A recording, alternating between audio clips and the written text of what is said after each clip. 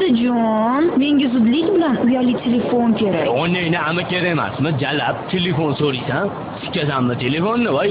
Ortiqcha jalab xarajati onangizniki, men pul sipirib olmayman ko'chadan. Yo'q, tushunmadingiz. Men ham sizlar kabi Uzmacom tarmog'iga ulanmoqchiman. Faqat tejamliroq de facto rejasiga. O jalab nervimni chiqarib kiydiras.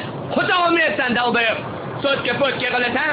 Nima sizlarni gaplar jalab? Odajon, agar siz voy menga qo'ng'iroq qilsangiz, bu men uchun mutlaqo bepul bo'ladi. Boshqa qo'ng'iroqlar uchun esa stipendiyamning o'zi kifoya. Axir ushbu rejada abonent to'lovi yo'q. Undan tashqari birinchi 10 soniya bepul. Onangni ama bepul, qator solish xizmati qilish bepul. Jalab, u bo'pti, jalab, ulanishchi.